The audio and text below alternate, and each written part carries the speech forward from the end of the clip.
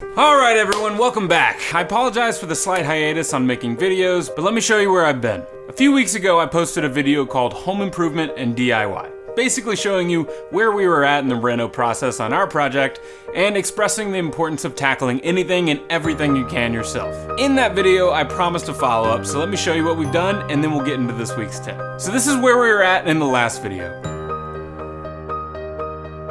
And this is where we are now. Still quite a few things to do, but we're pretty happy with the progress. And going back to the first video and the importance of DIY, we saved a ton of money by doing it ourselves. For example, we saved $5,000 installing these click-in floors ourselves. We saved $4,000 installing the cabinets ourselves, which by the way is not as hard as it looks. And we saved probably another $1,000 just doing the trim ourselves, even though that's not quite done yet. Now granted, it took us a month to complete all that, but that's $10,000 saved in just a month. So I think that's time well spent. But that doesn't mean it hasn't been incredibly stressful, which is a big reason I took a break on making videos for a while, and actually leads us to this week's tip. Stressors can come from all directions, especially in 2020. But one thing that can be managed is financial stress. So here are some tips on how to avoid financial stress during home improvement.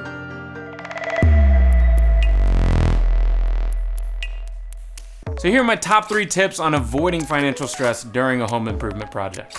Number 1, the absolute most important one, expect the unexpected. The one constant between every renovation project is that inevitably something's gonna go wrong. That might sound pessimistic, but it's 100% true. Something will break, some unknown problem will be uncovered, Ugh, gross.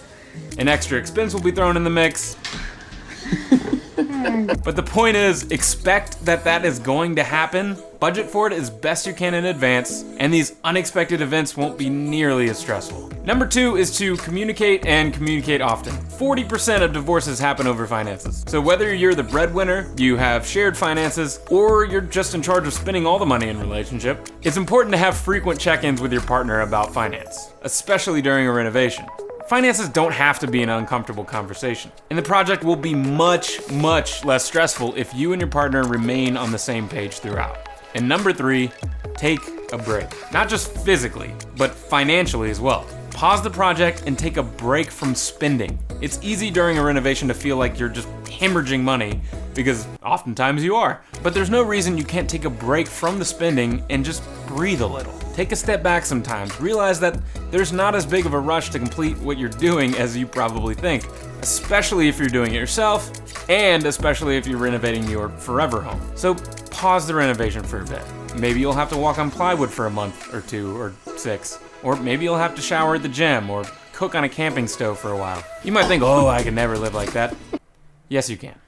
As long as you have a roof over your head, you can figure it out. And when it is finally complete, you'll appreciate it that much more.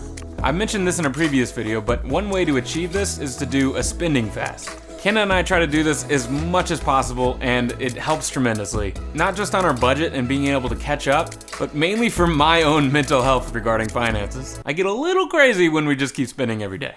Take a week and do everything you can to spend absolutely zero money. Obviously, essentials like bills and mortgages and stuff doesn't count. But cut any unnecessary spending. Hide your credit cards from each other. Stick your debit card in a safe. Eat whatever extra foods you have in your pantry or fridge, whatever it takes. And it doesn't have to be terrible. In fact, turn it into a little game with your spouse. It checks the box for having the financial conversation, and it gives you relief from that constant spending of money that comes with any home improvement project. So that's it. Expect the unexpected, have frequent and open conversations about finances, and put a pause on the spending when you need it.